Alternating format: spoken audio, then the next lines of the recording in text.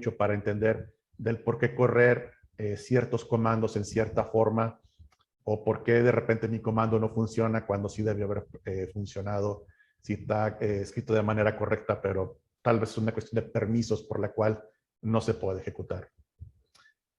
Linux maneja 3 tipos de usuario realmente. El primero es el usuario principal, que se llama root. Es el usuario omnipotente, es el usuario que lo puede todo. Root no tiene problemas de permisos, puede escribir, puede borrar, puede sobreescribir cualquier archivo, cualquier punto del sistema operativo. Puede abrir puertos en cualquier rango. Básicamente lo puedes hacer todo. La gente de seguridad te dirá que no es recomendable que utilices root. ¿Por qué? Justamente porque un error te puede llevar a simplemente borrar todo el operativo y con root te va a decir, no, tú sabes lo que haces, ¿no? Yo no te voy a detener, yo no te voy a cuestionar. Si estás utilizando root, voy a hacer lo que tú me digas, a pesar de lo destructivo que sea.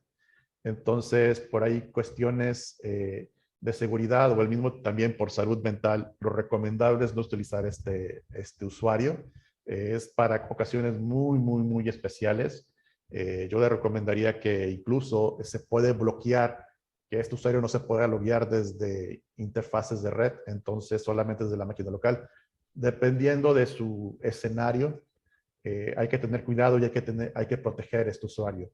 Hay que ponerle un password suficientemente fuerte, no dejarlo a la deriva, porque cualquiera que tenga este usuario o acceso a este usuario puede hacer lo que quiera en la máquina. Tiene completo control de la máquina. El otro tipo de usuarios son los usuarios reales, son los administradores, Alicia, Roberto, Guillermo, que tengan acceso en la máquina normalmente van a tener un usuario, un nombre de usuario y un password, normalmente es lo más común, aunque también se puede autenticar por medio de certificados, pero lo más común es a través de un password o contraseña. Son usuarios, son humanos, son personas reales que tienen una cuenta o un usuario en la máquina. Y el tercer tipo de usuarios son los usuarios de servicio.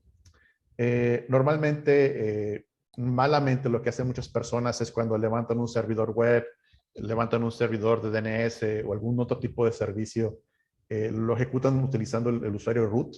¿Por qué? Porque así no tienen ningún tipo de problemas de permisos porque root lo puede todo, entonces lo corren con este usuario. Este es un problema desde el punto de vista de seguridad, porque ¿qué pasa si comprometen el servidor web? El servidor web tenía una vulnerabilidad, tiene una plataforma de ataque tal vez, atacantes, hackers, entran al servidor web, lo comprometen y como el servidor está corriendo con el usuario root, entonces ese usuario tiene todos los privilegios sobre la máquina. Lo ideal o lo mejor desde el punto de vista de seguridad es de que cada uno de los servicios tenga su propio usuario y que este usuario tenga permisos restringidos a solo hacer lo que necesita. Por ejemplo, un servidor web va a tener su propio usuario, se puede llamar Apache o lo que ustedes quieran, o Nginx, dependiendo de lo que estén corriendo, o simplemente el usuario se puede llamar web, como ustedes lo deseen. Esos usuarios normalmente no tienen password, no tienen un home dentro de la máquina, no se loguean con él, simplemente al momento de correr el servicio le dicen, ejecuta el proceso, pero con este usuario. Y este usuario solamente tiene permisos de hacer lo que debe hacer. Solamente tiene acceso a las páginas web, solamente tiene acceso a levantar tal vez sobre el puerto 80, no lo sé, pero es un usuario restringido, es un usuario que no puede ver, ¿cómo se llama? Los logs de otros usuarios, no puede crear más usuarios, no puede levantar más servicios. Es un usuario completamente restringido. Entonces, de esta manera es mucho más seguro de que cada servicio tenga su propio usuario. Como lo vamos a ver un poquito más adelante, no es necesario configurar todo eso de manera manual. Ya hay manejadores de servicios o manejadores de paquetes que hacen todo esto por nosotros, lo cual nos facilita mucho la vida, pero es importante que lo sepan del por qué está pasando o por qué lo están haciendo. Muchas de estas cuestiones son realmente por facilidad y por cuestiones de seguridad. Los grupos. Los usuarios pueden pertenecer a uno o más grupos. Los grupos se pueden llamar de cualquier forma. Normalmente el usuario tiene su propio grupo personal, pero además puede pertenecer a otros. El comando groups de la consola nos sirve para saber en qué grupos estamos enlistados. En este caso, por ejemplo, tengo un usuario que se llama Jorge y están los usuarios de Jorge, de CD-ROM, de sudo, audio, video, plug DVD, NetDB, Docker. ¿Por qué existen los grupos? En lugar, por ejemplo, imagínense ustedes que tienen unos servidores y tienen un grupo de administradores de sistemas. En lugar de darle permisos de acceso o permisos de administración a cada uno de los usuarios y de repente cuando hay un permiso nuevo o hay que hacer un ajuste, habría que ir a cada uno de ellos a cambiar el permiso, lo más sencillo es crear un grupo de administración, asignar los permisos a ese grupo y simplemente a los usuarios nuevos y los agregando a ese grupo. Así estandarizan que todos sus administradores tienen exactamente los mismos permisos y cuando necesitan cambiar o ajustar los permisos de ese grupo, simplemente van al grupo, lo cambian en un solo punto y ya todos los usuarios van a tener los mismos permisos. Entonces, esta es la idea de los grupos, es para facilitar la administración de los permisos. Les sugiero que sí lo hagan. Lo pueden manejar de manera individual en cada usuario, pero se van a volver un lío con todo esto. Es mucho más sencillo manejar los permisos en un grupo que tratar de hacerlo de manera individual. Permisos de archivos. Si ustedes ven en la consola, normalmente van a hacer un listado de todos los archivos que hay en un directorio. Van a ver una salida parecida a esta. La primera sección, la sección que está más a la izquierda, indica los permisos que tiene cada uno de esos archivos, donde la R es lectura por la forma en que se escribe en inglés de read, la W es escritura por write y la X es ejecución. O sea que este es realmente no es un solo archivo, sino también es un comando que se puede ejecutar, es un binario, es un script, algo que puede ejecutarse en la máquina. Aquí tal vez un poquito diferente es también la cuestión de los directorios. Los directorios también tienen o deben de tener el permiso de ejecución, si no, no podemos entrar a ellos. Pero vamos viendo por partes. La primera es en lo que nos indica que tiene una D, nos quiere decir que es un directorio, no es un archivo normal, es un directorio o una carpeta. Los directorios pueden contener más directorios y más archivos. Y luego los siguientes tres son los permisos del usuario, del dueño del archivo, RWX, dependiendo qué permisos tenga prendidos o activados por parte del usuario. Es decir, si este archivo me pertenece a mí, yo lo creé o es mío de mi usuario, esos son los servicios que van a aplicar. Los siguientes tres son los del grupo. Tal vez el usuario el archivo no me pertenece, pero está asignado al mismo grupo al que yo pertenezco. Entonces, estos son los permisos que van a aplicar en ese caso. Y finalmente, los permisos para otros usuarios. O sea, no soy el dueño y el archivo no está asignado a un grupo al que yo pertenezca. Entonces, estos son los permisos que van a aplicar entonces. Y se fijan, es usuario, grupos, otros. La manera que yo uso para recordarlo es simplemente recordándome el nombre de Hugo. Obviamente no hay una H, pero me acuerdo del nombre Hugo, es usuario, grupo, otro. Hugo. Es la forma muy, muy sencilla de recordar el orden en el que están presentados los permisos. Lo siguiente nos indica quién es el usuario dueño de este archivo. En este caso, en todos los archivos, el usuario dueño es root.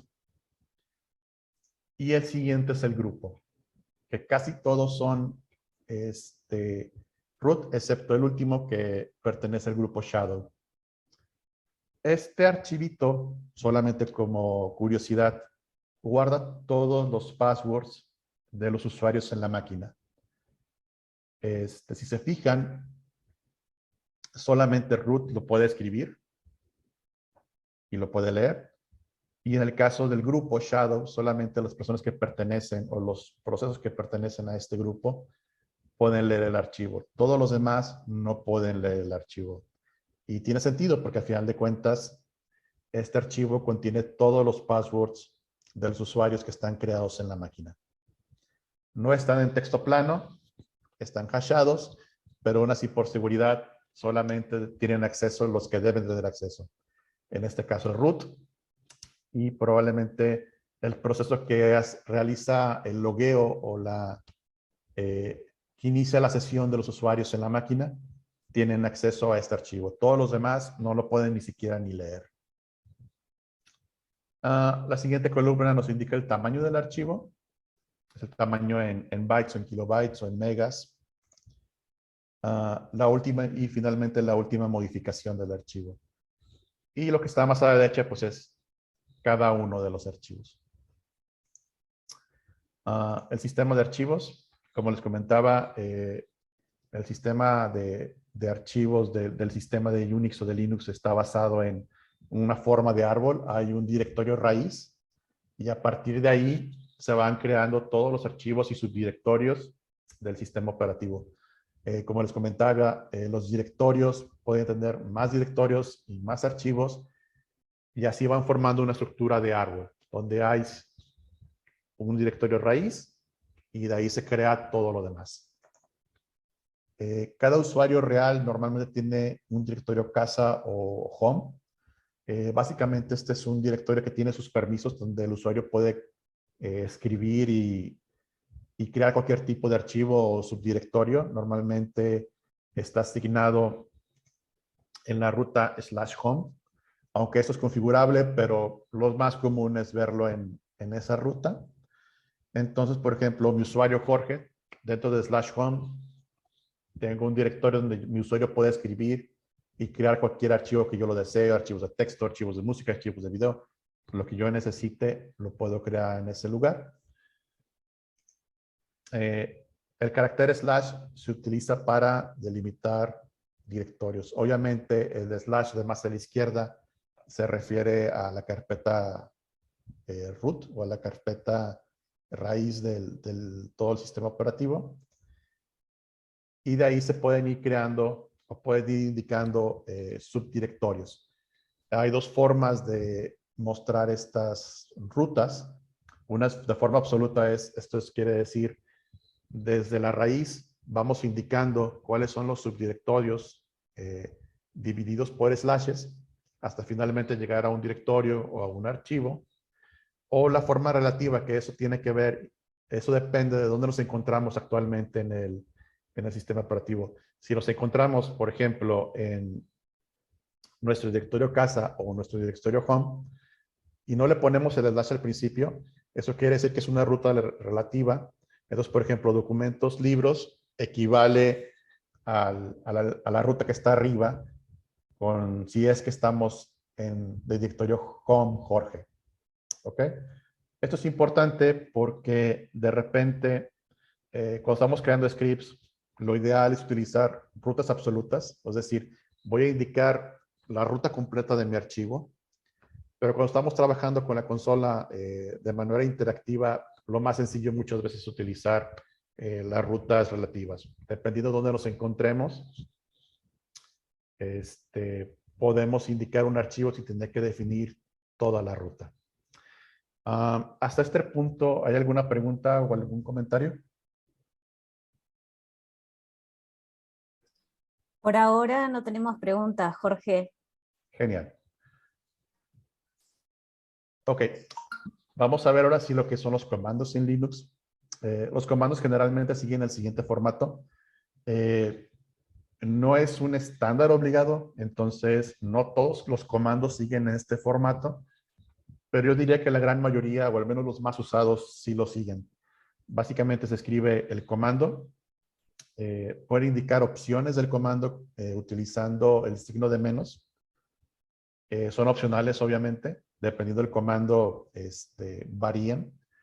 Y también pueden tener argumentos, que son los que siguen al final del comando. Vamos a ver ahora sí en la consola cómo se correrían varios comandos. La idea aquí que tengo con este webinar no es hacer una revisión profunda o exhaustiva de todos los comandos y de todas las opciones que tiene cada comando, porque si no nos llevaría muchas horas. Lo que quiero con esto es que como si fuera un buffet, simplemente darles a probar diferentes comandos que existen, que vean cómo funcionan, que vean cómo se utilizan, algunas opciones de cada uno de forma básica, para que sepan qué es lo que existe o qué es lo que hay allá afuera. Y en el momento que necesitan tal vez profundizar o hacer algo más específico con un comando, simplemente pueden consultar el manual o pueden consultar internet para complementar lo que ya saben. Pero mi idea es que se lleven una probadita de varios comandos y que puedan ver qué es lo que existe y se den una idea en general qué es lo que pueden hacer desde la consola sin tener que utilizar la interfaz gráfica. Normalmente esta es una consola, estamos viendo la consola de mi máquina local. En este caso es una Mac, pero normalmente nos conectamos hacia un servidor utilizando SSH. Usamos SSH, mi nombre de usuario, arroba, el nombre del servidor. En este caso es un servidor que tengo de manera local aquí junto a mi máquina. Entonces puedo entrar con un simple password.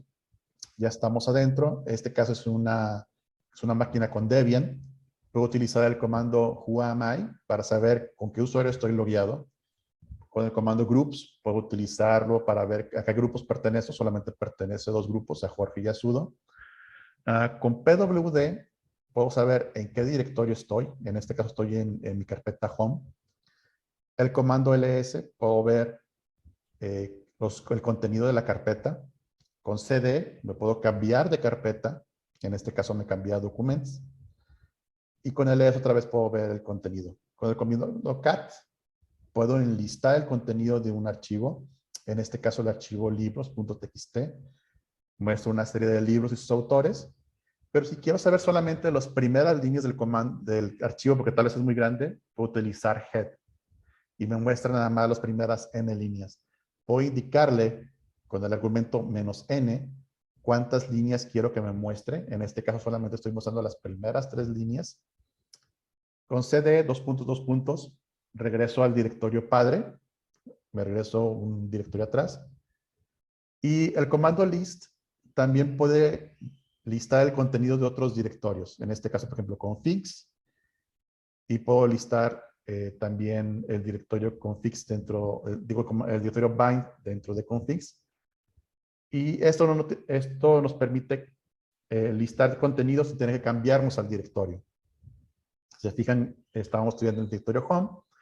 Y si por alguna razón quieren ver el historial de todos los comandos que han corrido en la consola, pueden utilizar el comando history y les muestra todos los comandos que han corrido. ¿Ok? Procesos. Cada programa que corre en su servidor, en su Linux, levanta un proceso. Estos procesos tienen un identificador único asignados por el operativo. El operativo se encarga de asignar recursos a los procesos CPU, memoria, espacio en disco, dependiendo de lo que necesite. Obviamente, estos recursos son limitados, entonces el operativo busca repartir lo mejor que puede estos recursos a varios procesos. Por ejemplo, un servidor web corriendo en Linux tendría su propio proceso y le asignaría CPU o tiempo de CPU o de procesador dependiendo la carga que tenga. Un proceso puede lanzar procesos hijos. Esta es una técnica que se utilizaba hace mucho, realmente cuando empezó toda la cuestión de web. Normalmente un servidor web tenía su propio proceso y cada petición de usuario lanzaba un proceso hijo para atender a ese usuario. De esta manera se buscaba que los usuarios corrieran o los procesos de los usuarios corrieran de forma paralela o tratar de hacer multithreading. Levantar procesos es un poco pesado para el operativo, entonces las nuevas técnicas ya no utilizan este esquema, utilizan otro tipo de esquemas, pero antiguamente era muy común que los servidores web o los servidores de SSH o servidores DNS o lo que fuera, cualquier cosa que tuviera que atender a usuarios, cada usuario levantaba un propio proceso o un propio thread para atender a ese usuario. Ya no se hace así, pero antiguamente era muy común. Vamos a ver un poquito sobre procesos en la consola. Tengo un script. Ups. Perdón. Tengo un script que se llama hola. Es muy sencillo. Lo único que hace es escribir hola con un número consecutivo cada segundo. Es algo muy, muy sencillito. Pero a final de cuentas eso es un proceso. Y para entender el proceso, le pueden dar control Z. El proceso está suspendido, no fue matado el proceso, no fue detenido el proceso, solamente está suspendido. De esta manera, podemos regresar a la consola y poder correr cualquier otro tipo de comando, como en este caso ls para listar el contenido, pwd para ver en qué directorio estoy.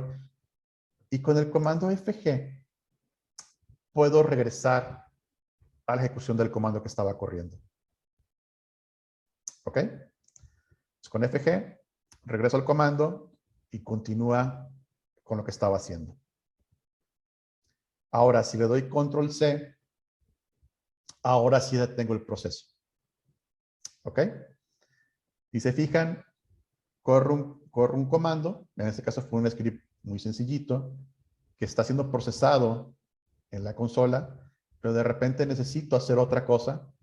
Le doy control Z para detener la ejecución. Puedo correr los comandos que yo necesite correr. Y cuando quiero regresar a la ejecución del proceso que había detenido, le doy FG y puedo continuar con el comando. Si por alguna razón el comando se trabó o no tiene salida o simplemente va a estar corriendo indefinidamente hasta que yo lo detenga, lo pueden cancelar o pueden detener su ejecución utilizando control C. ¿Ok? Sí, otra vez. Ok. Vamos a ver un ejemplito con Bind. Bind es un servidor de DNS de código abierto. No es la idea hacer toda una explicación de cómo funciona y cómo se configura Bind. Simplemente lo estoy utilizando como un objeto, como un ejemplo, perdón.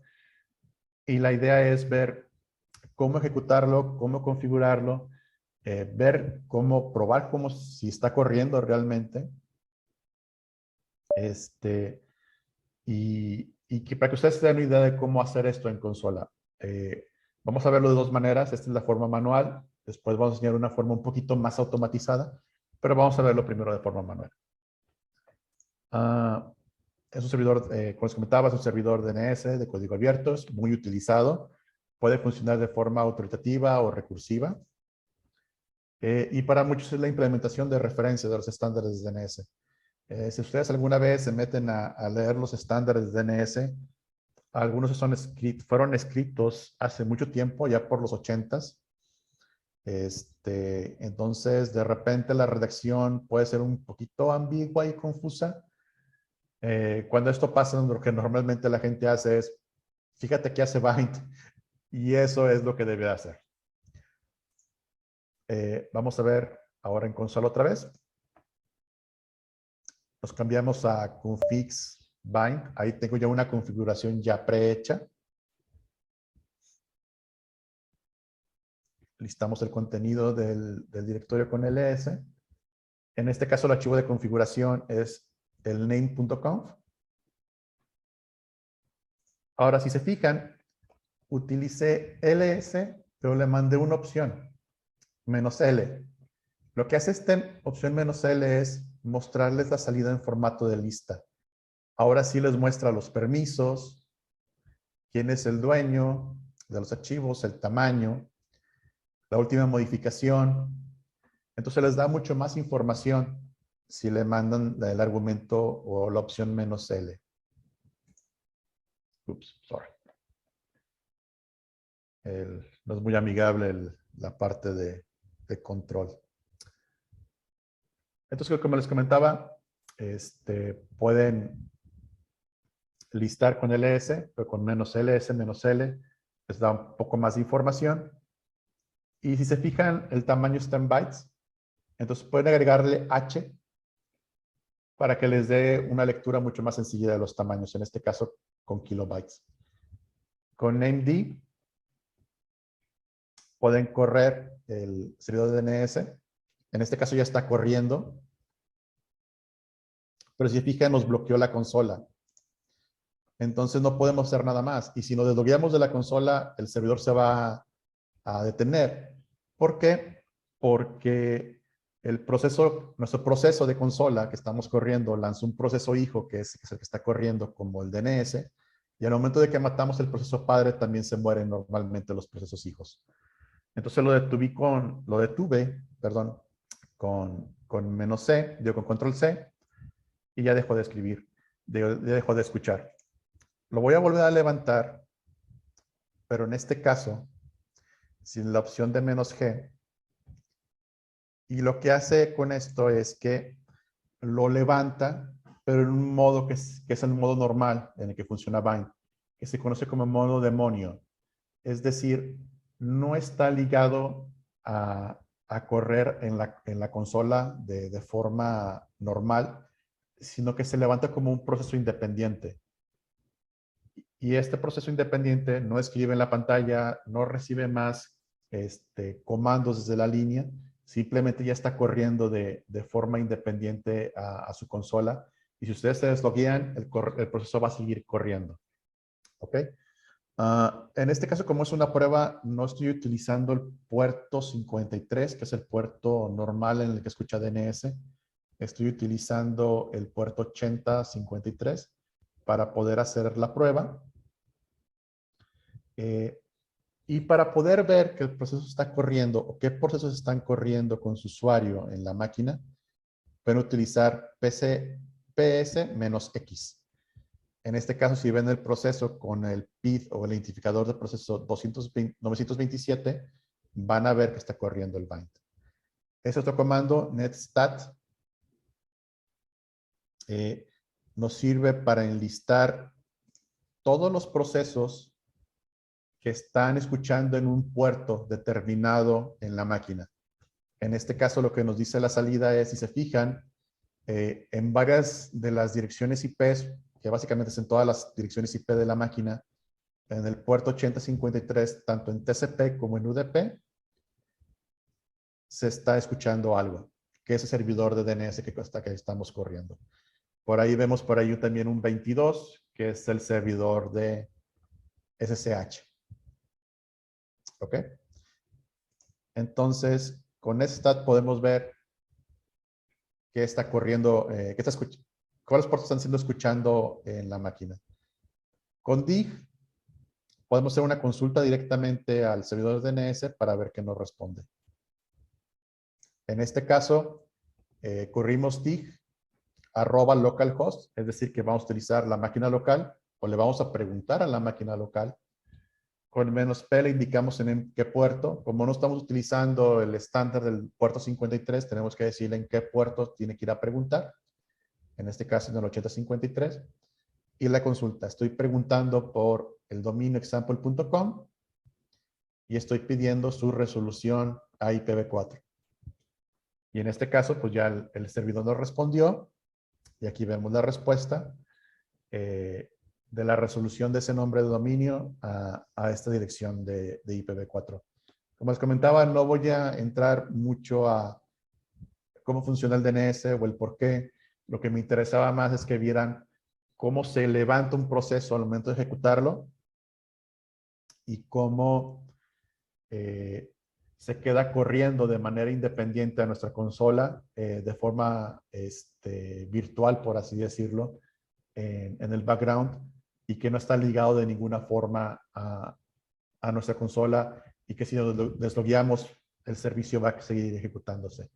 Ahora tenemos un problema. ¿Qué pasa si queremos detener el servidor por alguna razón? Ya no es necesario, lo tenemos que dar de baja.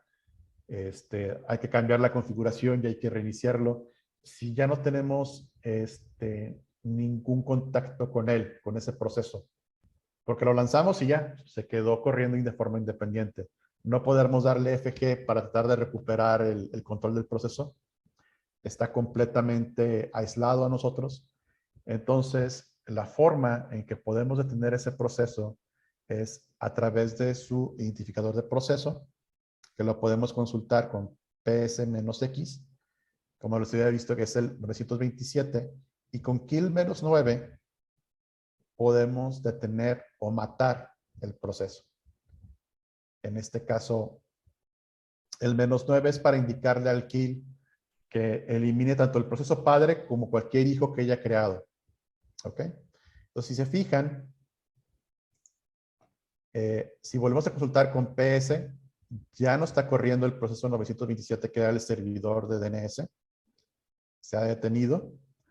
Y si checamos con netstat, ya no está, ya nos indica que ya no hay nada escuchando en el puerto 8053, que es el que estábamos corriendo en nuestro DNS. Les explico un poquito qué son los argumentos que estoy mandando. La L es para indicar, enlístame los puertos que están siendo, que tienen alguien escuchando en ese puerto. La T es para, muéstrame TCP. La U es para UDP. DNS es un protocolo que escucha en ambos puertos, tanto en TCP como en UDP. Y la N es para que me muestre los números de puerto. Netstat tiene una cuestión de que si conoce que un puerto es utilizado para algo en particular, como por ejemplo el 22 es SSH, en lugar de mostrarnos 22 nos dice SSH. A mí en lo particular me gusta ver más ver el 22 que la traducción, por así decirlo. Pero si ustedes quieren ver el SSH o HTTP o DNS, simplemente le quitan la N y les va, no les dice el puerto, sino les dice la traducción.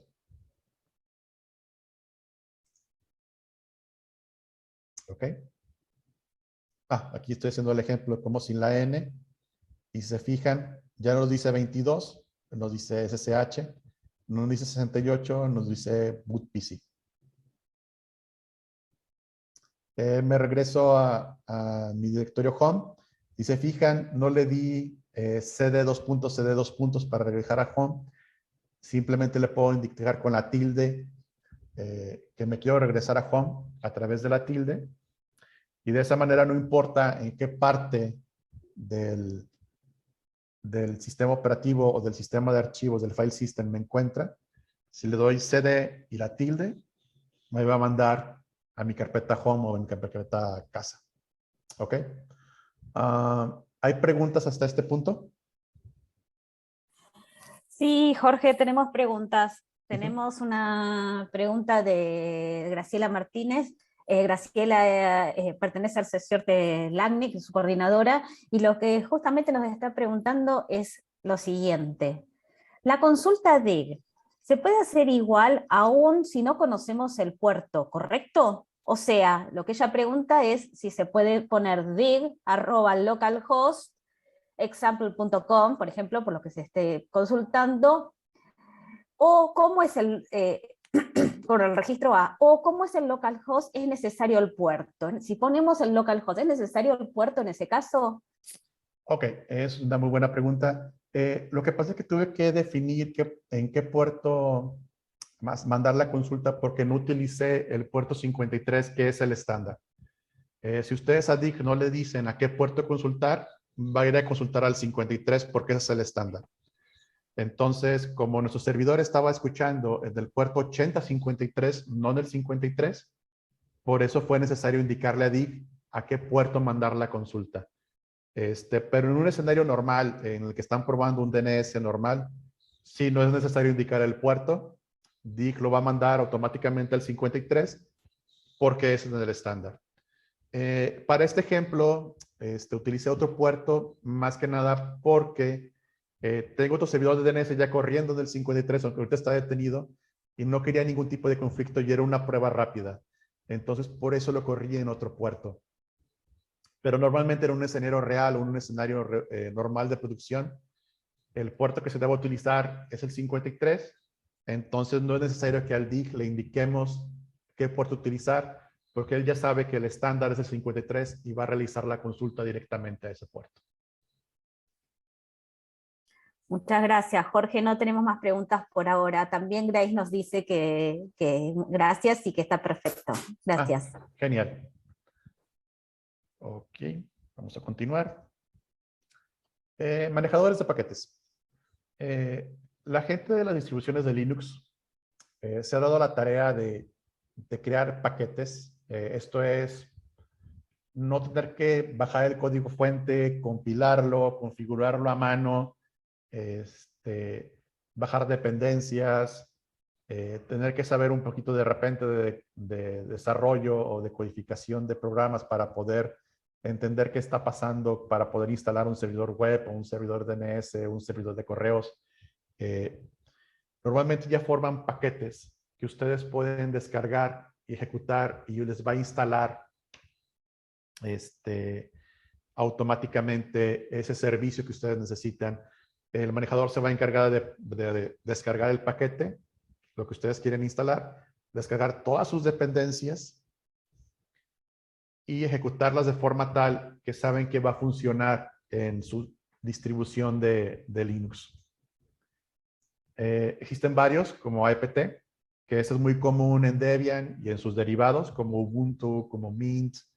Creo que OpenSUSE también lo utiliza. Yum.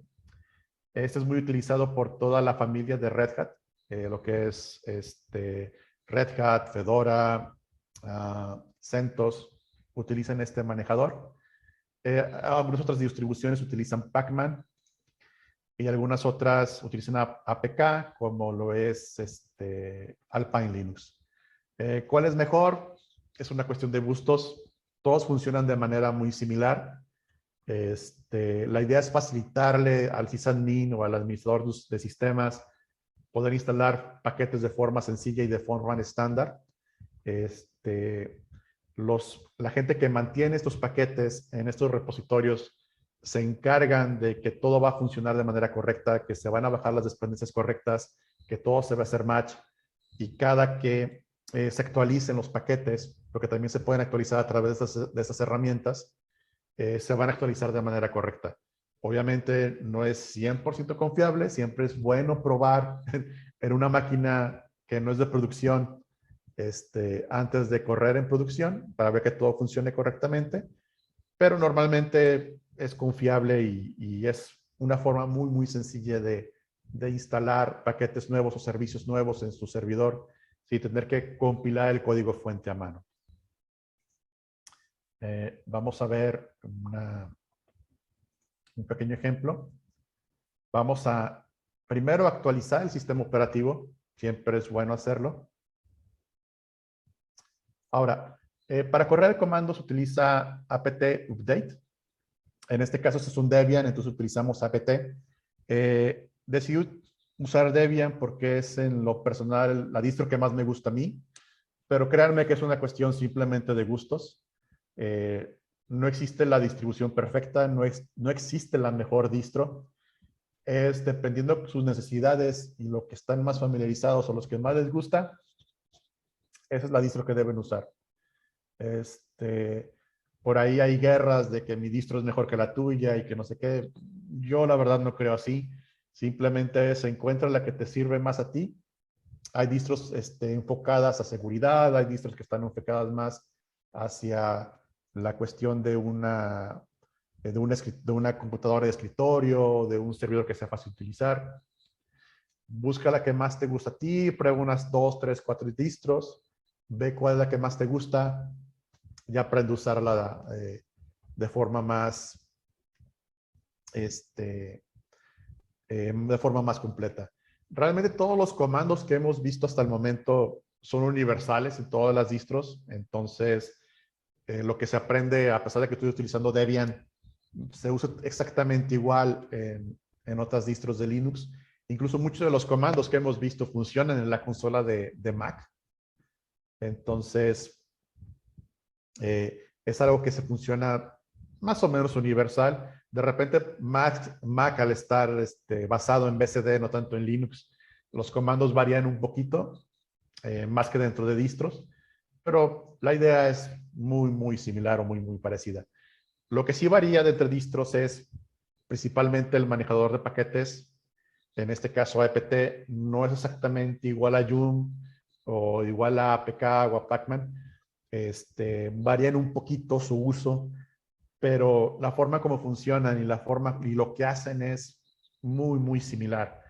Entonces, si ustedes utilizan CentOS o utilizan algún derivado de Fedora o utilizan algún otro manejador, no se preocupen, los conceptos son los mismos, simplemente la línea de comando, lo que escriben es un poco distinto. Incluso, por ejemplo, para Joom, creo que el comando exactamente es casi igual, nada más en lugar de apt utilizan Joom Update. En ese sentido es muy, muy similar, pero sí varía un poco. Entonces, si su distro favorita es más algo basado en Red Hat, simplemente consulten el manual de Joom y van a ver que todo lo que estamos haciendo con apt se puede utilizar, se puede hacer en Joom simplemente con algunas variantes. Ahora, corrí el comando apt update y en este caso me marcó un error. Si se fijan, me marca error 13 de permisos. Esto es porque corrí el comando con mi usuario normal, con el usuario Jorge. Mi usuario no tiene permisos de administrador por default. Esto es por seguridad y porque no la vaya a llegar yo, no voy a borrar un archivo importante de repente por error. Entonces, para poder actualizar el sistema, para poder actualizarlo, para poder instalar nuevos paquetes o nuevos servicios, se necesita permisos de administrador. Una forma sencilla de obtener permisos de administrador es con el comando sudo. Sudo lo que hace es, lo que me indiques, lo voy a correr como si fueras root. No eres root, pero lo voy a correr como si fueras. Obviamente, root tuvo que haberme dado el privilegio de pertenecer, en este caso, al grupo de sudo, para obtener permisos para poder ejecutar el comando sudo. Pero es un paso extra que tengo que hacer para poder actualizar el sistema. Obviamente, me pude haber logueado con el usuario root y poder correr todo de manera directa o darle permisos permanentes a mi usuario de que puedo hacer cualquier cosa.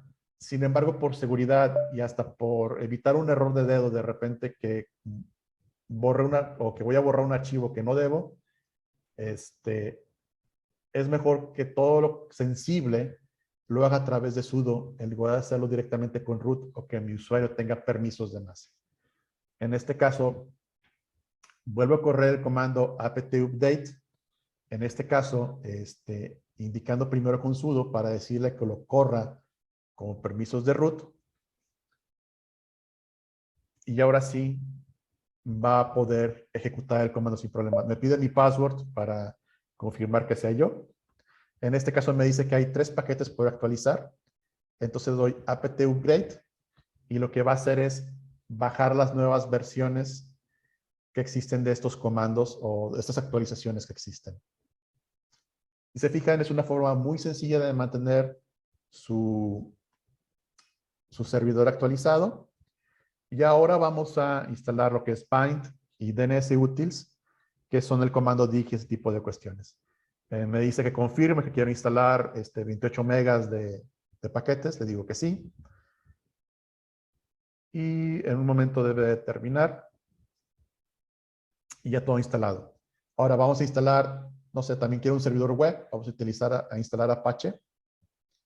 Y en este caso le mando el argumento -y para que no tenga que darle la Y de confirmación, sino que lo haga automáticamente.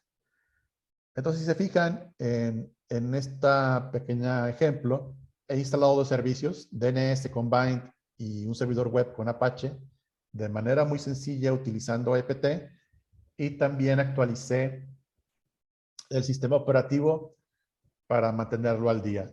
Es muy importante siempre actualizar el sistema operativo antes de instalar para tener las últimas versiones de las dependencias instaladas y instalar de forma sencilla los servicios a través de apt.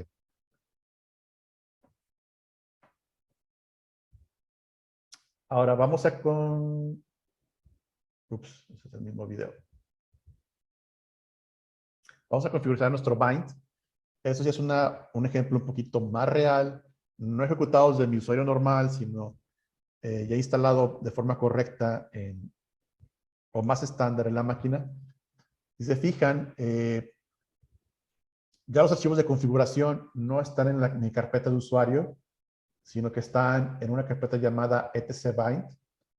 Este ya es un punto estándar para esta distribución de dónde se encuentran los archivos de configuración. Entonces ya no importa si otro sysadmin entra a darle mantenimiento a este servidor, sabe que los archivos de configuración van a estar en este directorio, no en mi directorio personal, al cual ni siquiera tienen permisos de tener acceso. Entonces, de esta manera es mucho más estándar y así es como se debería de configurar realmente un servidor de DNS, no tanto que esté corriendo en mi carpeta personal y con mi usuario personal. Por ahí, parte del proceso de instalación, el APT creó un usuario especial para Bind, para ejecutar Bind con ese usuario en particular que tiene permisos restringidos y se fijan mucho de lo que tendríamos que haber hecho de forma manual, ya el paquete lo hizo por nosotros. ¿Ok? En este caso, la instalación tiene una configuración de ejemplo que vamos a modificar para dar de alta la zona de example.com y poder realizar la prueba. Pero la gente que mantiene los paquetes en APT ya nos hizo el favor de dejarnos una configuración que más o menos funciona y que podemos usar de base para configurar lo que nosotros necesitemos. El comando clear es un comando muy sencillo que es simplemente limpiar la pantalla.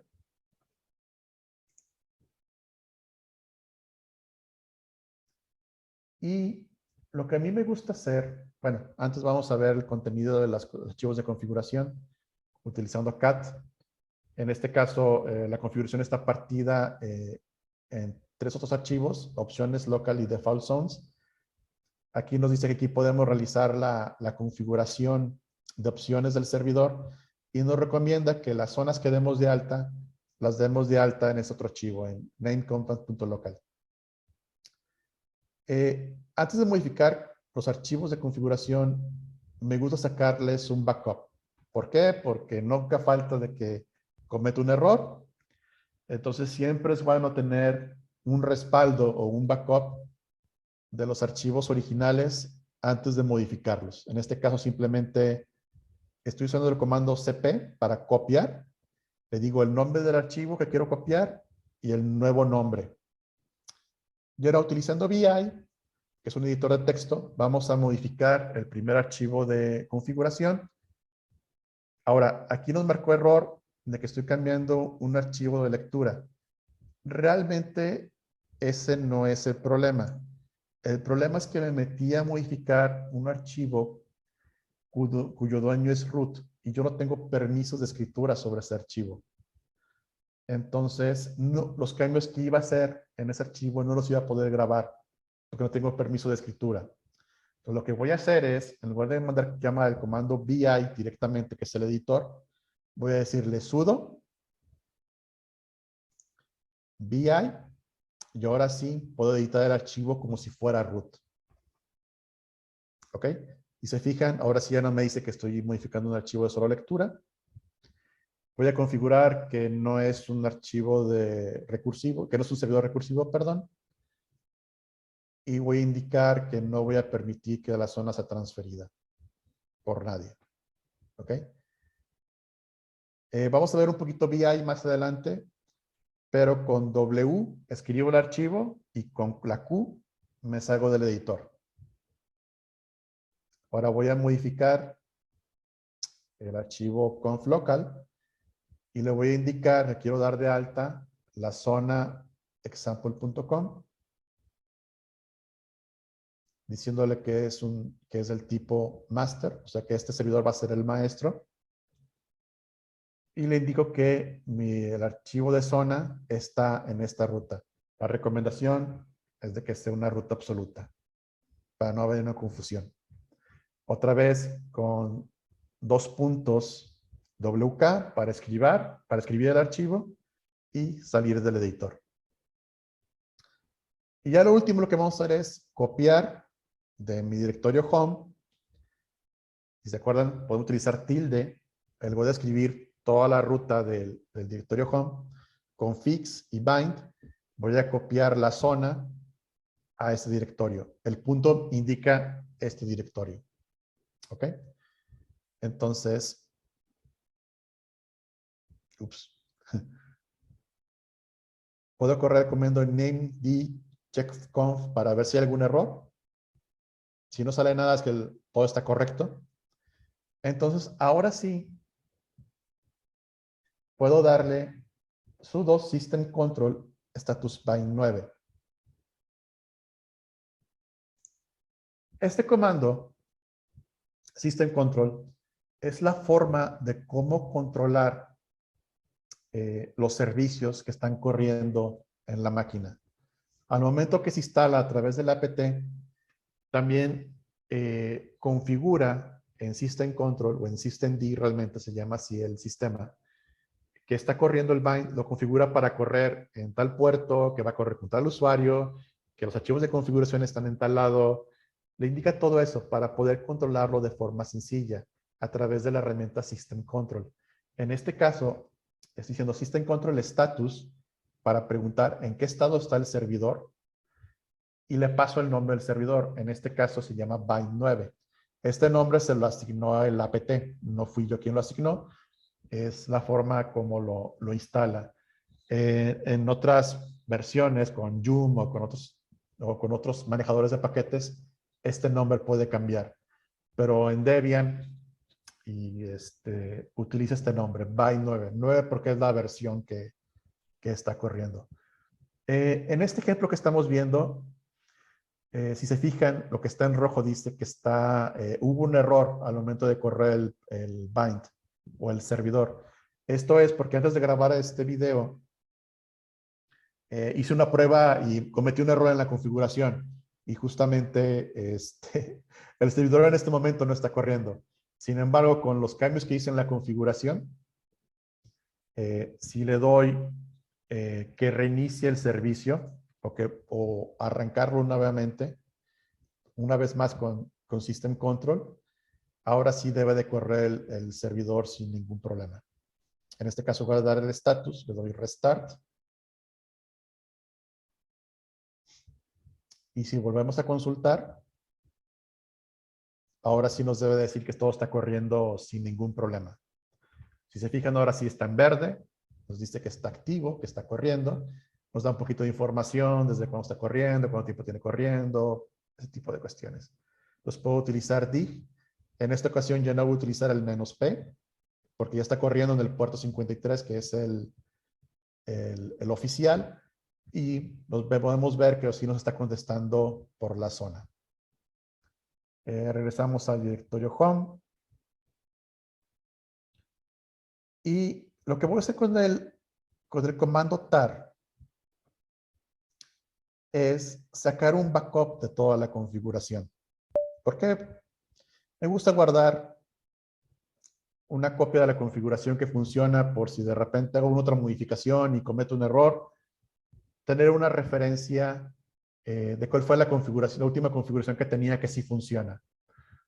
Si se fijan, me marcó por aquí un errorcito que no puedo leer este archivo, etc binds rnds.key. Esto es porque esta llave solamente tiene permisos de lectura root y el usuario del bind en particular. No importa, no me interesa guardar esa llave. Lo que me interesa más es guardar los archivos de configuración, que fue lo que hizo. Tar lo que hace es agrupar varios archivos en uno solo. ¿Ok?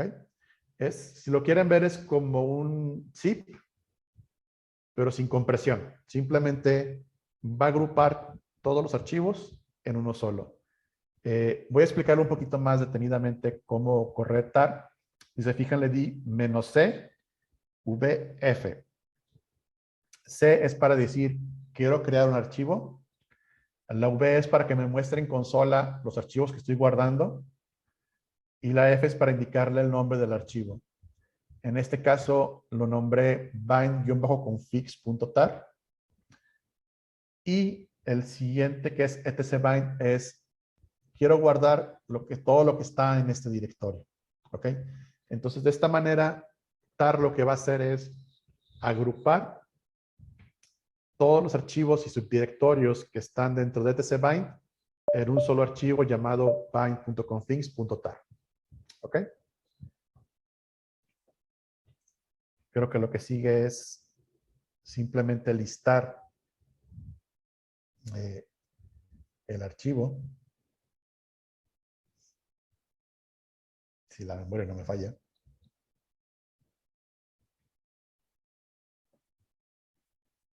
Ahí va.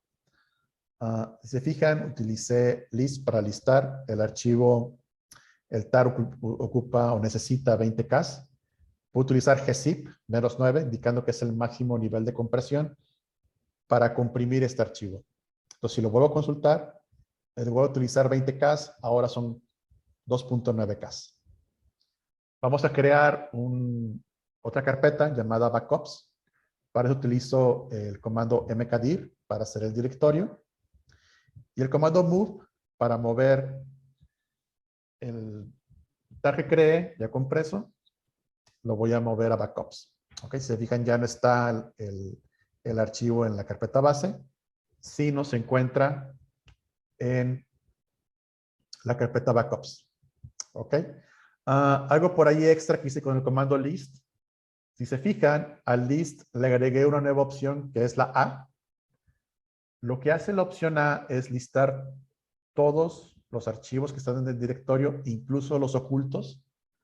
En Linux, si ustedes tienen un archivo que empieza con punto, como en este caso bash history o bash logout, bash rc, local, profile, todos estos archivos y directorios que empiezan con punto normalmente no son listados, están ocultos.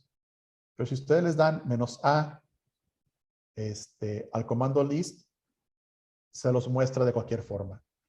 Esos archivitos .local, .bash, normalmente .profile son entre archivos de configuración y archivos de sesión del usuario. Por eso normalmente están ocultos, no son archivos que normalmente tengan que editar, pero si les toca editarlos, saben que los pueden ver con la opción -a del comando list. ¿Ok? ¿Preguntas hasta aquí?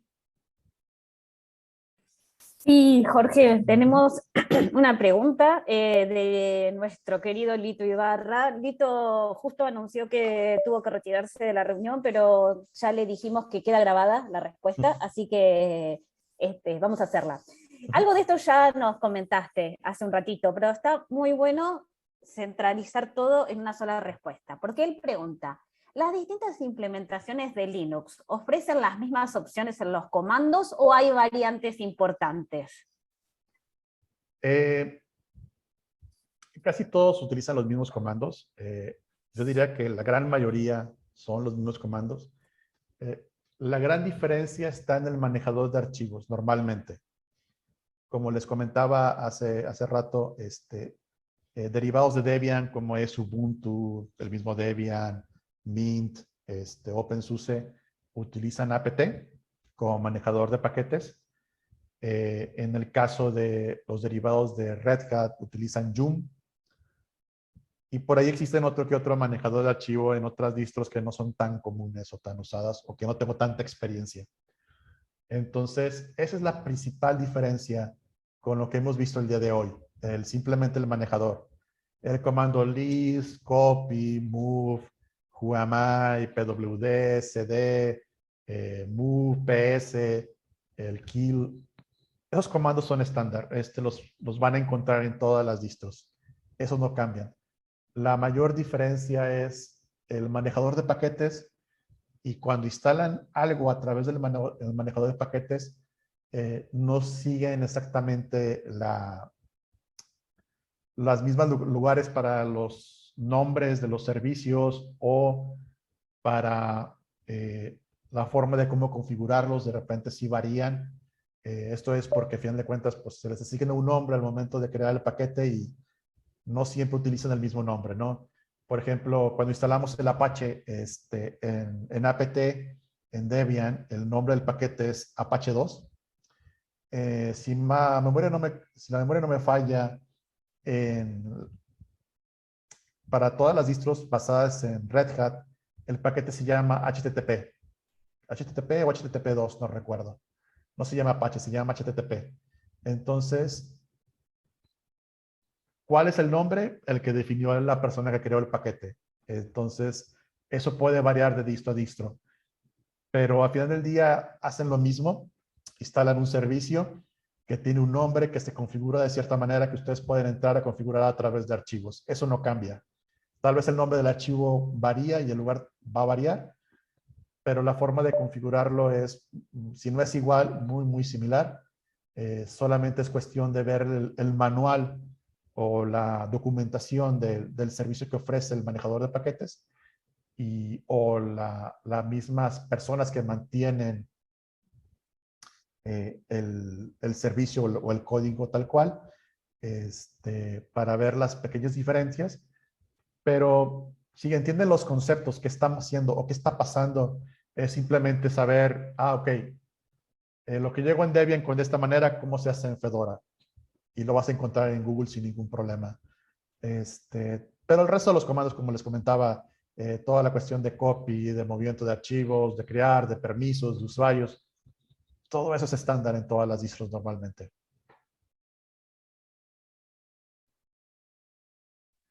No más preguntas por ahora, Jorge. Genial. Ok, vamos a continuar.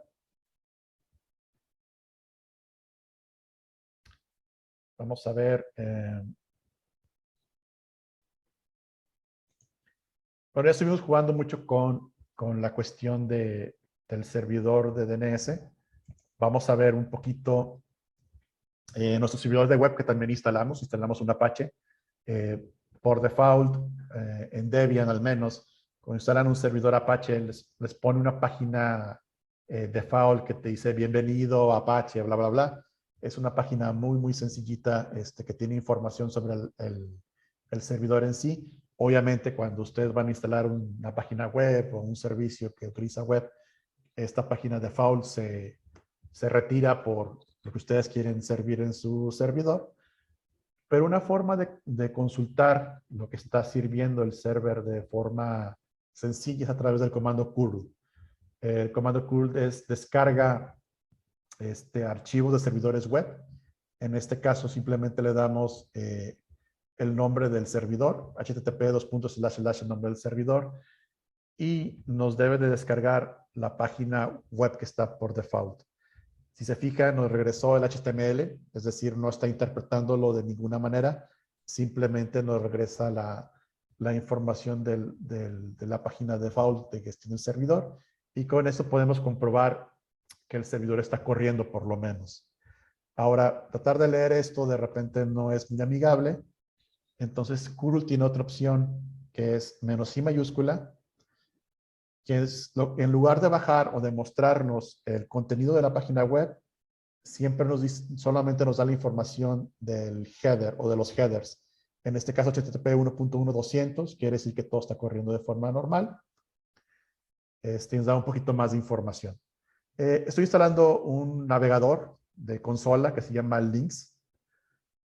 Este navegador es como un Chrome o como un Firefox, solamente que es para consola. Obviamente no puede mostrar imágenes, pero interpreta y te muestra lo mejor que puede las páginas web. En este caso estamos viendo la página default que nos instaló el servidor de Apache. Sin embargo, podemos ver cualquier página web. En este caso, por ejemplo, podemos entrar a Wikipedia. Aquí de repente nos pregunta qué onda con las cookies, que si las queremos aceptar. Pero podemos consultar cualquier página web. El resultado varía. Obviamente, hay cosas que puede hacer y que no puede hacer.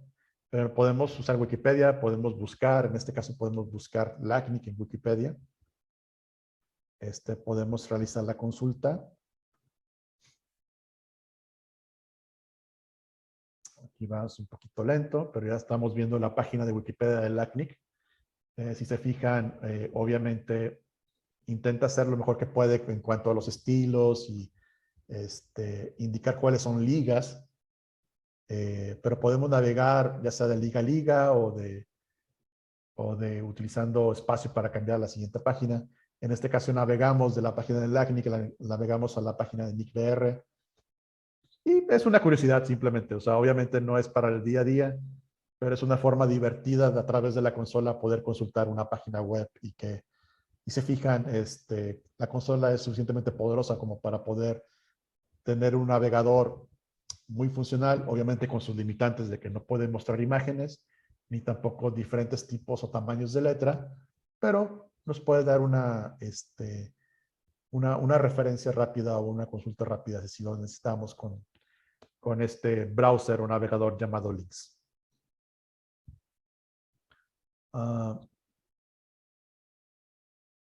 Creo que es lo que ya vimos. Vamos a ver un poquito, vamos a entrar un poquito ahora sí a la carnita de cómo utilizar los comandos en conjunto. Si se fijan, hasta ahorita hemos usado comandos de forma unitaria, así corremos un comando y vemos el resultado, corremos un comando y vemos el resultado. Sin embargo, Unix, que es en lo que está basado Linux, tiene una filosofía. Dice que cada comando debe ser una sola cosa y la debe hacerla bien.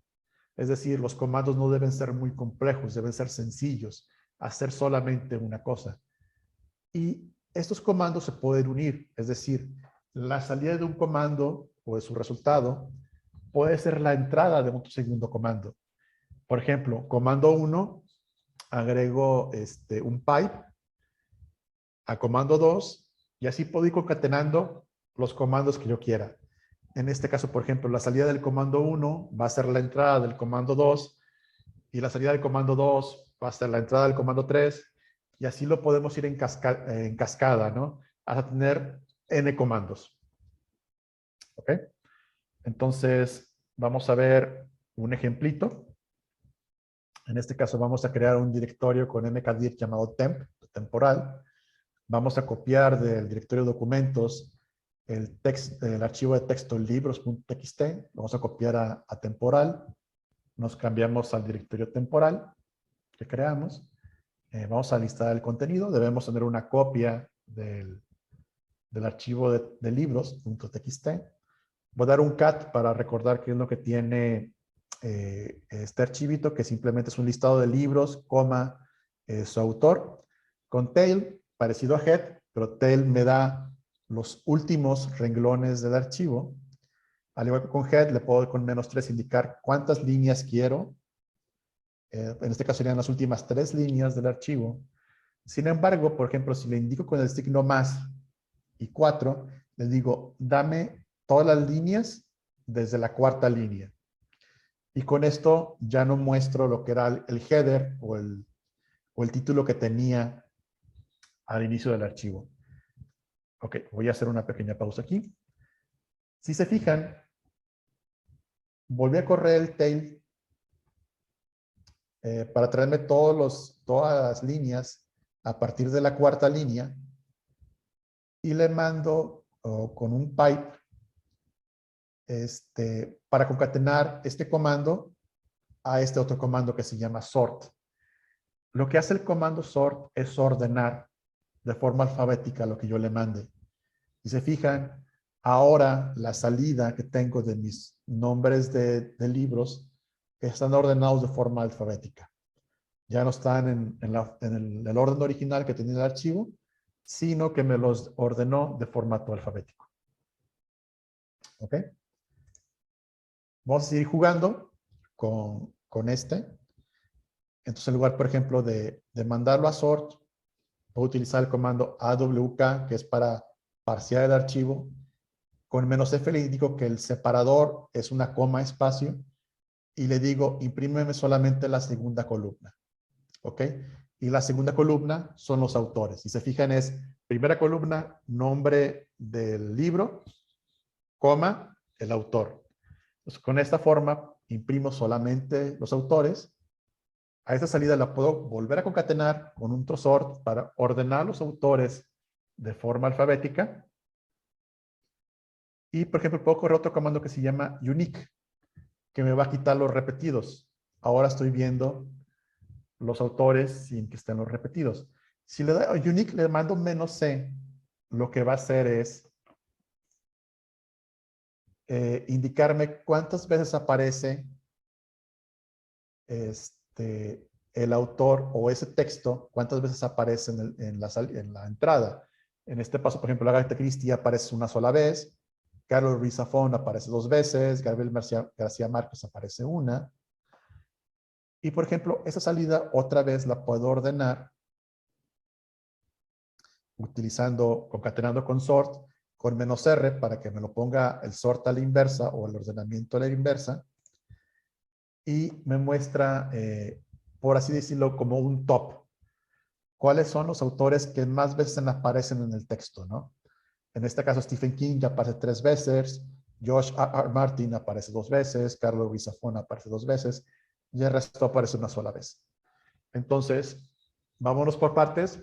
Voy a volver a explicar cada uno de los comandos, qué es lo que está haciendo y cómo se está concatenando al siguiente punto. Primero empezamos con tail, con n-n4, para indicarle que del archivo libros quiero que me liste todos los renglones a partir del 4º renglón. ¿Ok? De esta manera quitamos el título que tenía al principio del archivo que decía libros favoritos. La salida de eso se la mando con un pipe al comando awk, que es un comando para parsear texto. Lo que le estoy indicando es con "-f" mayúscula, le estoy diciendo, mi separador va a ser una coma, espacio, y quiero que me imprimas la segunda columna. Es decir, AWK va a parsear 2 columnas. La primera era el título de los libros y la segunda es los autores, pero quiero que me imprimas en pantalla o en consola solamente la segunda columna, que son los autores. ¿Ok? A esta salida, con un pipe, la mando a ordenar con el comando sort, y después, una vez ordenado, se lo mando el comando unique, -c, para que me quite los repetidos y me indique cuántas veces ese texto se encontraba en la entrada. En este caso, nos va a decir cuántos libros o cuántas veces aparece ese autor en el texto. Y al final, eso se lo mando otra vez al comando sort, esta vez con la opción "-r, para decirle que me ordene los resultados, pero de forma inversa. De esta manera, primero me imprime el 3, luego el 2 y luego el 1. ¿Ok? Entonces, si se fijan, de esta manera sacamos de mi archivito o de nuestro archivito de libros.txt que tenía libro, autor, cuáles son los autores que más veces aparecen en el texto, sin tener que contarlo a mano, simplemente utilizando comandos de Linux, podemos sacar esa información de forma sencilla. Ahora, en un archivito tan pequeño como este, pues no es tan difícil contarlo a mano, pero supongamos que ese es un archivo muy, muy grande, de cientos de libros, por hacerlo a mano iba a ser medio complicado. Entonces, de esta manera lo pudimos hacer de forma fácil, sencilla, rápida, utilizando simplemente comandos de Linux, concatenándolos a través de pipe. Ahora, si queremos guardar el resultado en un archivo, también se puede. Voy a utilizar pipe, voy a utilizar el signo mayor que, para decir que la salida lo voy a mandar a un archivo llamando cuentas.txt. ¿Ok? Entonces, si vuelvo a consultar el directorio, veo que tengo un archivo llamado cuentas.txt. Con cat puedo ver el contenido y voy a ver lo que vimos arriba. Esa salida que obtuvimos, ya la guardamos en este archivo cuentas.txt. Y ya está en el disco duro para si lo queremos consultar o si lo queremos seguir manipulando, lo que querramos hacer. ¿Ok? ¿Alguna pregunta con esto? Que sí está un poquito más rebuscado. Tenemos preguntas, Jorge. ¿Sí? Nos está consultando José Andrade, nos dice así, mira, dice, buenos días, saludos. Quisiera saber si existe y cuál sería el equivalente en Linux de los archivos por lote o .bat. Ok, lo vamos a ver un poquito más adelante. Se llaman scripts de shell. Generalmente tienen la extensión .sh. Sin embargo, no es requerida que se tenga esa terminación, pero por estándar normalmente lo tienen. Está un poquito más adelante de la presentación, lo vamos a ver. Excelente, Jorge. No tenemos más preguntas, entonces por ahora seguimos. Genial. Ok, vamos a continuar. Vamos a hacer... este es el mismo, perdón. Ok. Vamos a hacer otro pequeño juego con nuestro archivito de libros TXT. Lo que vamos a hacer ahora es cambiar el orden.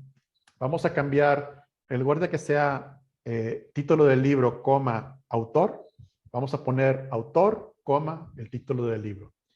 Y para eso lo que vamos a hacer es primero quitar el punto final que está en cada línea. Le vamos a quitar ese punto. Vamos a volver a parsear con AWK, perdón, las dos columnas, la de título y autor. Las vamos a invertir, colocándoles una coma y nuevamente el punto al final. ¿Ok? Eso es lo que vamos a hacer con comanditos de Linux nada más. Vamos a recordar qué es lo que tiene el archivo libros.txt. Con tail vamos a quitarle las primeras 3 líneas, que es ese header que tenemos por ahí. Le concatenamos a un nuevo comando que no hemos visto que se llama set. Set lo que puede hacer es retirar texto. En este caso le estoy diciendo, retírame el último punto de cada línea.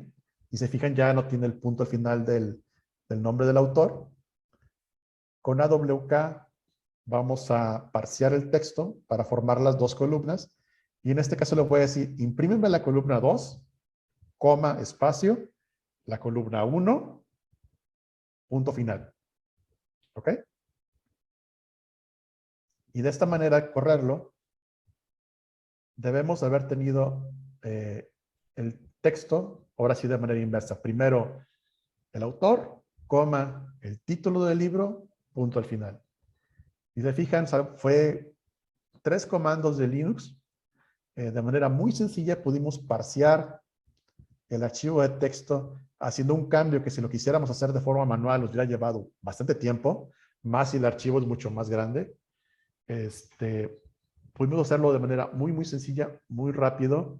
Y esto sirve mucho principalmente cuando tienen archivos de configuración o tienen muchos archivos que quieren modificar de forma rápida. Por ejemplo, tengo archivos de configuración donde está una cierta IP. Oye, ¿sabes qué? Ya no vamos a utilizar esa IP, vamos a utilizar otra.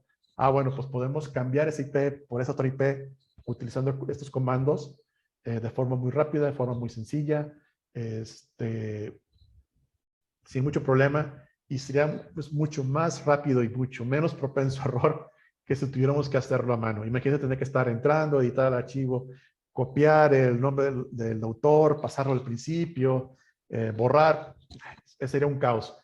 Con esos comandos lo pudimos hacer de forma muy, muy, muy sencilla, sin tener que hacer un programa especial ni nada por el estilo. Es algo muy sencillo, muy poderoso. Y si se fijan, cada comando es sencillo de usar, hace una sola cosa, pero lo hace bastante bien y podemos concatenarlos de manera muy sencilla utilizando el pipe. Ok. Ok, BI. BI es un editor de texto. Es el editor más común que viene instalado por default en las distribuciones de Linux. Es flexible, poderoso y extensible, pero tiene una curva de aprendizaje un poco pronunciada. No es tan fácil de utilizarlo. Sin embargo, es el más común y si saben que es casi seguro que está instalado por default. Tiene 3 modos de operación. El normal, que es el que podemos navegar a través del archivo. El modo insert, que es para insertar texto nuevo o para modificar el texto. Y un modo visual, que es para seleccionar texto. ¿Ok? Pude haber utilizado el VI que viene por default en Linux. En esta ocasión, por cuestiones de la presentación, voy a utilizar el VI que tengo instalado en mi Mac, que tiene plugins para que se vea un poquito más bonito. La funcionalidad es la misma, se usa exactamente igual. Sin embargo, por cuestiones de la presentación, es más sencillo mostrarles la versión que ya tengo mejorada, por así decirlo, con plugins, para que vean principalmente el cambio de modo entre el modo insert, el modo visual y el modo normal. Es más fácil verlo con los plugins que con el texto en sí. Por eso lo voy a usar, pero todo lo que veamos aquí se ve exactamente igual o se utiliza exactamente igual en la versión sin plugins que tiene Linux. Obviamente en Linux también pueden instalar esos plugins, pero no van a estar instalados por omisión o por default. ¿Ok? Entramos a VI. En este caso vamos a editar un archivo que se llama quijote.txt. Si se fijan, estamos en el modo normal, que tiene este header y esta basecita en amarillo. Nos podemos mover como cualquier editor de texto con las flechas o con las teclas H, J, K y L. ¿Ok? Si se fijan, creo que el video se me adelantó un poquito. Nos podemos mover de uno a uno con las letras H, J, K y L. H izquierda, J arriba, K abajo y L a la derecha, si la memoria no me falla.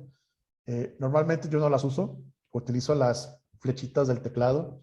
Esto es porque cuando se creó VI no había un estándar de teclado, había muchos teclados que no tenían estas flechas, entonces se puede utilizar estas letras dentro del teclado para poder moverte en el archivo. Como les digo, para mí es más natural utilizar las flechitas, entonces utilizo las flechas, pero si son puristas de VI, te van a decir que utilices H, J, K y L para poder moverte, lo cual es medio complicado, pero si así lo quieren hacer, pues lo pueden hacer. Otra forma de moverse a través del texto es con la letra W. Y se fijan, vamos brincando de palabra en palabra con la letra W. Y con la B de bueno, nos podemos regresar a la inversa, palabra por palabra. Ahora, si le damos con la E, brincamos de palabra con palabra, pero no al principio de la palabra, sino al final. ¿Ok? Con G mayúscula nos vamos al final del texto y con GG, picando dos veces G, nos podemos ir al inicio del texto. ¿Ok? Entonces, si se fijan, podemos navegar fácilmente en el texto con teclas, ir al principio, ir al final. Si queremos ir a una línea en particular, le damos 2 puntos y el número de línea, en este caso 14, y nos vamos a la línea 14. Otra vez 2 puntos 4, nos vamos a ir a la línea 4. Si queremos buscar, es 2 puntos slash y el texto que queremos buscar, en este caso Quijote, damos N para encontrar la siguiente match y con N nos podemos ir por cada una de las veces que encuentra el texto que buscamos. En este caso fue Quijote. ¿Ok? Ese es el modo normal o la vista normal que le dicen. Es simplemente para navegar a través del texto. ¿Ok? Vamos a ver el modo de edición, que es el modo insert. En este caso estamos otra vez en el modo normal. Con la letra I nos cambiamos al modo insert y ahora sí podemos escribir en el texto. ¿Ok? Con escape nos regresamos al modo normal para poder movernos. Y por ejemplo con A mayúscula me puedo ir al final del texto y automáticamente entro en modo de edición. ¿Ok? Para poder agregar de forma fácil más texto. Con X puedo borrar y otra vez insert y puedo volver a escribir y cambiar la palabra. ¿Ok? Con doble Y puedo hacer copy o doble Y y con P puedo hacer paste. Con doble D puedo borrar el texto, que realmente es como un cut, y puedo volver a pegar el contenido. ¿Ok? Vamos a hacer un replace. Con 2 puntos S voy a reemplazar Quijote por Quijote con X. Y si se fijan, lo cambió solo en la línea en la que estaba puesto. Si quiero cambiarlo en todo el texto, puedo volver a correr el comando, pero voy a utilizar S. Voy a utilizar el signo de % y S. Y ahora sí voy a cambiar todas las veces que encuentre la palabra Quijote con J, la voy a cambiar a X. ¿Ok? Ahora con W puedo escribir el archivo, pero si le doy otro nombre de archivo, lo va a escribir en otro archivo, no en el archivo actual que estoy. ¿Ok? En este caso lo guardé en un archivo llamado Quijote con X.txt. ¿Ok? Y finalmente con la U puedo deshacer los cambios. Puedo, todo lo que había escrito y modificado y hecho, lo puedo deshacer paso por paso con la W. ¿Ok? Con la W, perdón, no, perdón, con la U. Con dos puntos Q es para salir del editor. Y vamos a ver el modo visual. Ok, ese es el mismo. Vamos a regresar al editor. Ups, me brinqué un comando. Este es el de... Sí, este es el modo visual que pueden entrar con V, presionando la letra V. Y pueden seleccionar texto, lo pueden copiar con Y, lo pueden pegar con P. ¿Ok? El modo visual es simplemente para poder seleccionar texto, ¿no? Para copiarlo, para borrarlo, para correr algún comando solamente en ese texto. Para eso sirve simplemente el modo visual. Ahora, si no quieren utilizar VI, porque sí es, la verdad, sí tiene una curva de aprendizaje medio importante, existen otros editores de texto como Nano, aunque no siempre está instalado por default, pero lo pueden instalar fácilmente con apt o con Joom. Y es un editor de texto más común. Sigue una filosofía más como un Notepad o como un Word. Es mucho más sencillo de utilizar. Tiene los comandos en la parte de abajo para copy, paste, para salir. Por aquí hay un problema con con el texto fuera del ASCII 7. Por alguna razón no lo está mostrando correctamente, pero esto probablemente es un error de configuración de mi parte.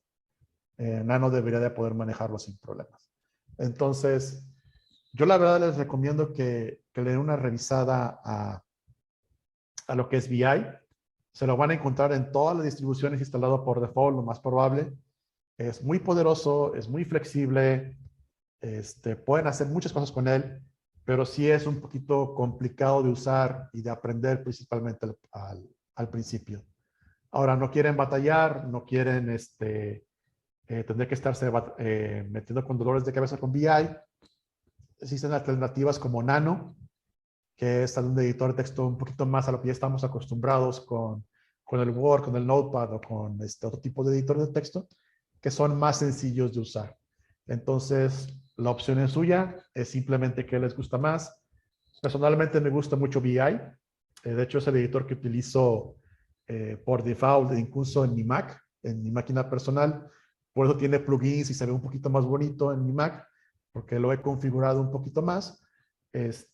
Una vez que lo aprendes a usar, te gusta mucho utilizarlo. Es muy, muy poderoso y muy, muy flexible. Puede hacer un montón de cosas con un editor normal, serían un poquito más complicadas. Entonces, pero bueno, no hay respuestas, no hay verdades absolutas.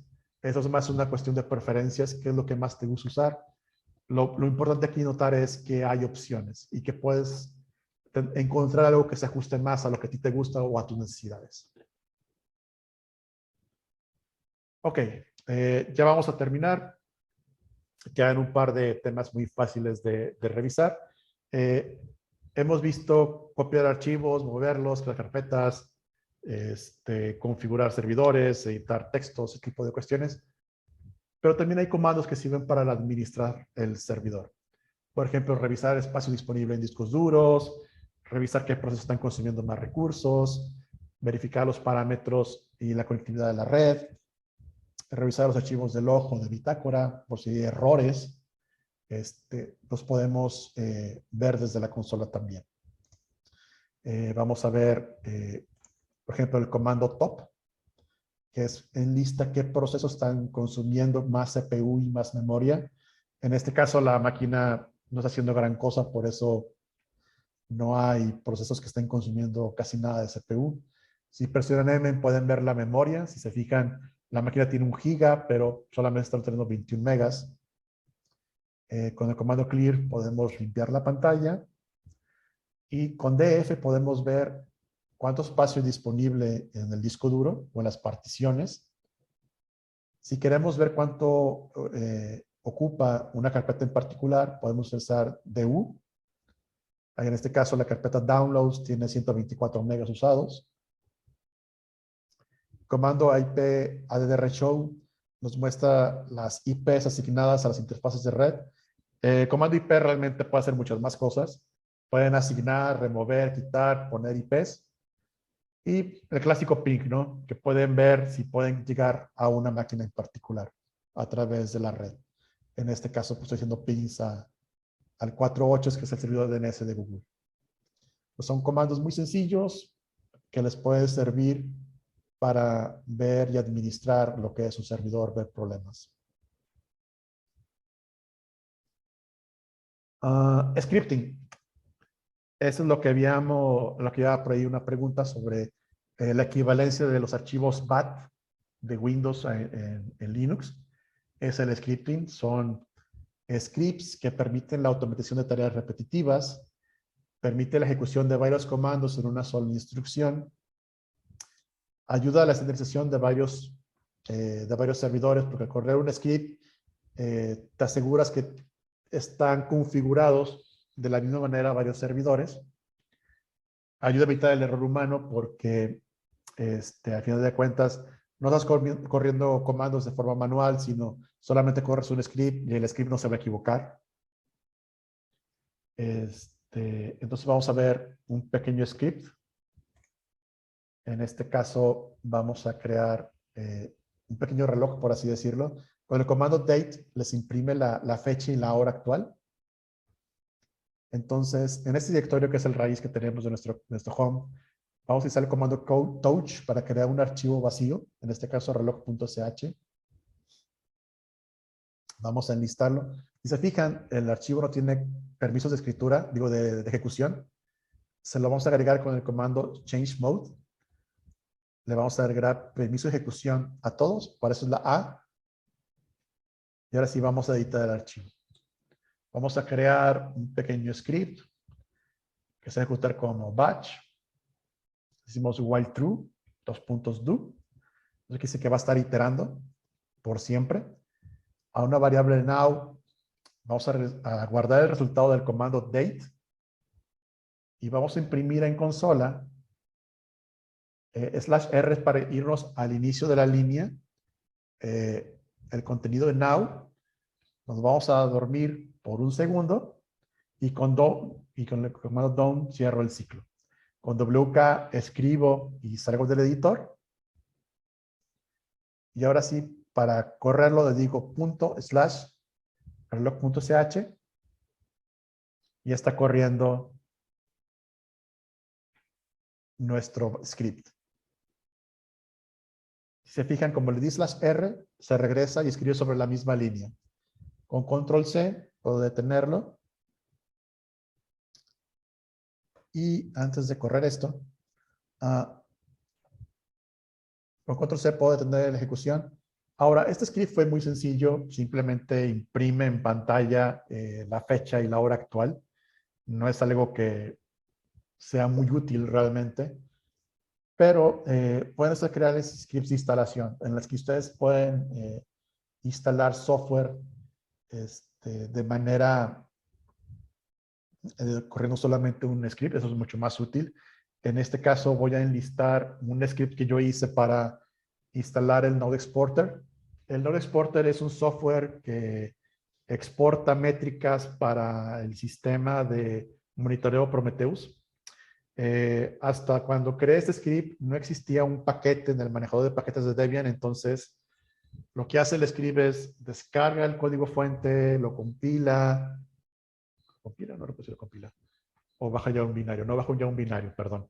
Baja el binario, lo configura, lo copia en un directorio particular, crea un usuario para correr este exportador con permisos limitados, lo liga al systemd para poder controlarlo desde el system control. Entonces, toda esa configuración y toda instalación la hago con este script. Vamos a listarlo con el comando cat. Si se fijan, el archivo es mucho más grande que se ve en consola, por eso nada más vemos la última parte, pero podemos poner pipe y more, y lo que va a hacer es mostrarnos la primera parte, y podemos ir viéndolo poco a poco, ¿ok? Si se fijan, este es un script mucho más completo, con comentarios, que hacen muchas más cosas, pero todos son comandos que hemos visto el día de hoy. Voy a editarlo con VI para que vean un poquito más con colores que VI les puede mostrar cuando son comentarios, cuando son textos, cuando son comandos que nos ponen en amarillo. Entonces, aquí está el apt para actualizar el sistema operativo. Tenemos mkdir para crear archivos, rms para borrar, change mode para cambiar el modo de operación, o los permisos en este caso, perdón. Move para mover directorios, archivos y este tipo de cuestiones. Entonces, si se fijan, es un script mucho más completo, mucho más complejo.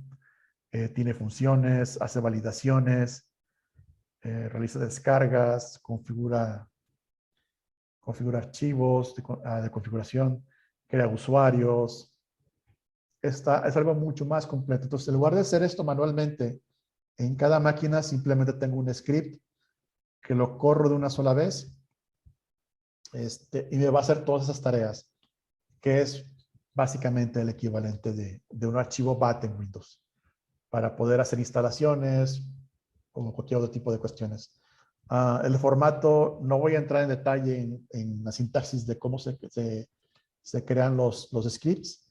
Eso ya lo pueden consultar de manera individual porque nos llevaría mucho tiempo, pero créanme que es muy poderoso y muy flexible y pueden hacer una gran cantidad de cosas con ellos. Por mi parte es todo. No sé si hay más preguntas, si tienen algún comentario, si tienen alguna duda, con todo gusto. Bueno, Jorge, bueno, te cuento que no tenemos más preguntas, pero antes de pasar a Sandra para cerrar el webinar,